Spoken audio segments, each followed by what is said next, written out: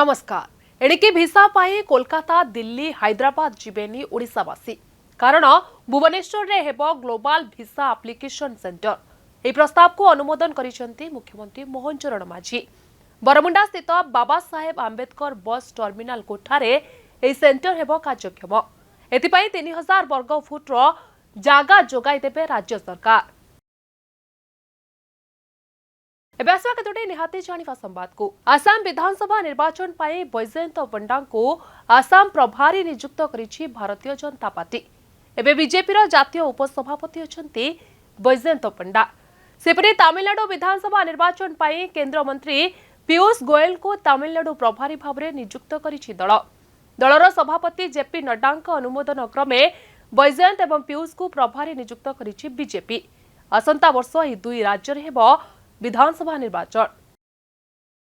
कांग्रेस प्राथमिक सदस्य पदरु विदा हेले पूर्वतन विधायक तथा वरिष्ठ नेता मोहम्मद मोकी। दलर नेतृत्व को आह्वान करी सोनिया गांधी को चिट्ठी लिखिबा परे तांका विरोध रे कार्यानुष्ठान नेछि पीसीसी सभापति भक्तदास को सह कांग्रेस नेता राहुल गांधी जातीय कांग्रेस सभापति मल्लिकार्जुन खड़गे नेतृत्व को नहीं असंतोष प्रकाश करी दलर नेत्री सोनिया गांधी निकट को चिट्ठी लिखिथिले मोकी। भक्तदास निज दल नुहे बरम अन्य दल पाई कार्य करुथिबा अभियोग भी आनिथिले पूर्वतन कांग्रेस विधायक। तेबे कांग्रेस रो बहिष्कार परे मोहम्मद मोकी प्रतिक्रिया दे कहिसंती जे मोर विचारधारा रे मु कांग्रेस सहित अछि। मते दल ठारू दूरे दे पारे कांग्रेस। मु किंतु कांग्रेस सहित थिली अछि ओ रहिबी। मु दलर भूल को आग को आनिथिली। एथिपाई दल मो विरोध रे नेछि कार्यानुष्ठान। मु याको स्वीकार करबा सह राहुल को कथा डरो मत को करुछि अनुकरण। गोटे कांग्रेस दल आभ्यंतरण व्यापार से विषय कि जे भी होना कहीं प्रेस को जीवा एवं बाहर को जीवाटा ठीक हो। बहु लोक असंतोष दल भीतर थाए। प्रत्येक राजनैतिक दल रे नेता मानकर किसी ना किसी असंतोष थाए। से असंतोष को उपशम करने दल तरफ उद्यम होगा निहाती आवश्यक। तेणु आम दल में किसी ना किसी लोक असंतोष रही असंतोष जे नहीं ता कही हम नहीं। तेणु सुदृष्टि मकिम बाबूर जो असंतोष थिला बा जो नेता मानकर एपरी असंतोष रही उपशम करने नेतृमंडली दल समस्ते उद्यम करने आवश्यक। आ मकिम बाबूर कांग्रेस दल प्रति जो अवदान ताको मध्य आम भूलवा उचित नु। 1980 मसीहा परे कांग्रेस केबे कटक जीति नथिला। बहु वर्षर अक्लांत परिश्रम फल जाओ दुई थर से कांग्रेस जीति पारिछि। एबे मध्य तांको झियो मध्य सेठू निर्वाचित होइछि। तार परफॉर्मेंस भी बहुत भल ताको अस्वीकार कर नहीं।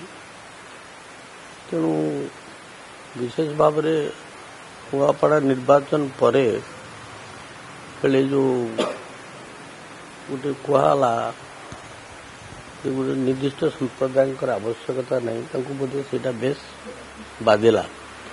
सेटा को आम मान समस्त से दायी उपशम करवार थिला। ता नकरी से पूरा चिठी पिठी लिखले हाईकमांड को मध्य आक्षेप कर। हाँ ठीक ये जो सत कथा ता भर किसी थाईपे किपरि भाव में अशांति को दूर करवा थिला प्रथम कर्तव्य। आज आम बर्तमान दुर्बल अच्छु। ये दुर्बलता को सबलता करने आम मानकर समस्त उद्यम हवा दरकार। दलर शुणु जड़े जे कि जड़े व्यक्ति दल चलीगले दलर निश्चय क्षति हेनी कि दल अधिक रु अधिक संगठित अधिक लोकों को आकर्षित एवं दल प्रति आनुगत्य करार हूँ दलर कर्तव्य बा नेतृमंडल कर्तव्य। बढ़ेला आयुर्वेदिक और होमियोपैथी कॉलेज पीजी छात्र छात्री स्टाइपेंड छात्र छात्री मानक प्रोत्साहित करने राज्यर विभिन्न सरकारी आयुर्वेदिक और होमियोपैथिक कॉलेज छात्र छात्री स्टाइपेंड वृद्धि करिसेंती मुख्यमंत्री मोहन चरण माझी। प्रथम वर्ष छात्र छात्री स्टाइपेंड 31,000 रु 48,000 को वृद्धि करा जायतिबा बेले द्वितीय वर्ष छात्र छात्री 32,000 रु 52,000 एवं तृतीय वर्ष छात्र छात्री 33,000 रु 55,000 को करा जायछि वृद्धि। तेबे 2026 जनवरी पहलू लागू हेबो ए स्टाइपेंड वृद्धि। सेपरि सरकारी आयुर्वेदिक और होमियोपैथिक मेडिकल कॉलेज रो हाउस सर्जन मानक स्टाइपेंड मध्य 17,000 रु 30,000 को करा जायछि वृद्धि, जहां चलित वर्ष अगस्त पहलू लागू हेबो बोली मिलिछि सूचना।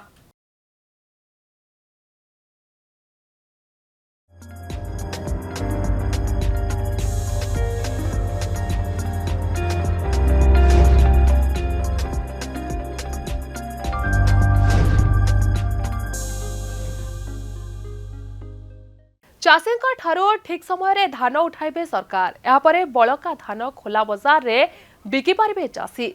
टोकन पाई नथिबा चाषी को टोकन देबाको निर्देश दिया जायछि बोली सूचना दैछन्ती जोगाण मंत्री कृष्णचंद्र पात्र। से आउरी मध्ये कहिसन्ती जे राज्य रे सुरुखुरु रे चालिछि धान संग्रह प्रक्रिया। एबे जाय 6टी जिल्लार आसिछि रिपोर्ट। बरगढ़ रे संग्रह होइछि सर्वाधिक 53,838 मेट्रिक टन धान। एजावत सरी मोट 1,25,439 मेट्रिक टन धान किणा प्रक्रिया केबे आरंभ हेबो ताहा जिल्लावारी डीएलपीसी कमिटी रे हेबो निष्पत्ति।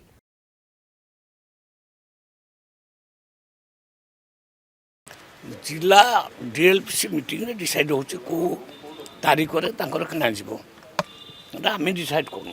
टोकन से प्रॉब्लम टिके थिला त काली आमे बसिथिलु हाउ लेवल मीटिंग हेतिला। ए मीटिंग रे सॉल्व हो जाइछि। माननीय विधायक संबलपुर जनरल मिश्र मध्य थिले, तेणु आमे डिसीजन नहीं समस्त धान किणा हे कहार असुविधा कराबनी सब टोकन इश्यू हो।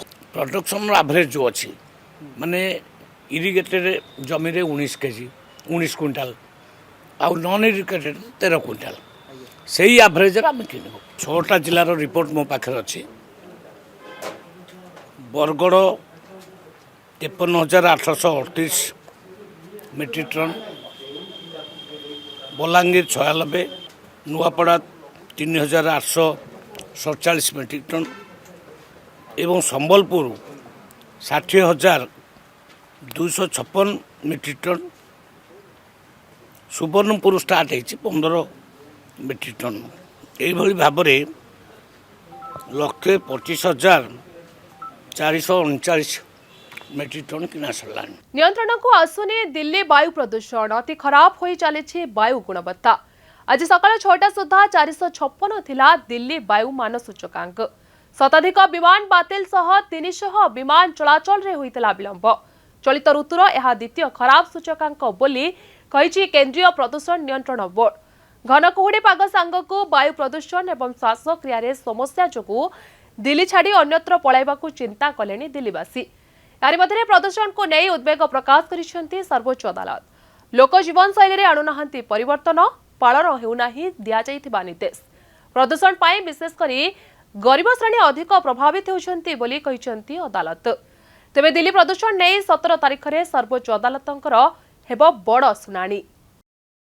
कृत्रिम बुद्धिमत्ता बा आर्टिफिशियल इंटेलिजेंस ए क्षेत्र में विश्वर तृतीय सर्वाधिक प्रतिद्वंदी राष्ट्र भाव में विवेचित होइछि भारत।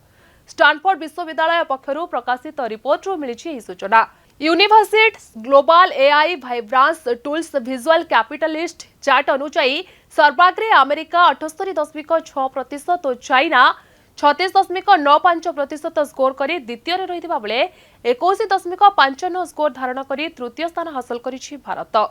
वैश्विक एआई दृश्यपट्रे भारत द्रुत अभिवृद्धिशील राष्ट्रर मर्यादा पाइछि बोली कुआजाइछि रिपोर्ट रे। दुई देश सह प्रतिद्वंदिता करबाकू हेले भारतर स्कोर को बढ़ाइबार आवश्यकता अछि बोली कहिछि उक्त चार्ट। राज्य में जारी रही शीत लहरी। आहरी 2 सप्ताह पर्यंत लगी रहिबो शीत। सुंदरगढ़, कंधमाल, कलाहांडी और कोरापुट जिलार केतेक स्थान में स्वल्परू मध्यम धरणर कुहुड़ी होइपारे बोली पूर्वानुमान करिछि आंचलिक पाणीपाग विज्ञान केन्द्र। गत 24 घंटा मध्य कंधमाल जिला जी उदयगिरी में 3.1 डिग्री रेकर्ड होईछि राज्यर सर्वनिम्न तापमात्रा। निहाती जानिबा संवाद आज एतिकी। नमस्कार।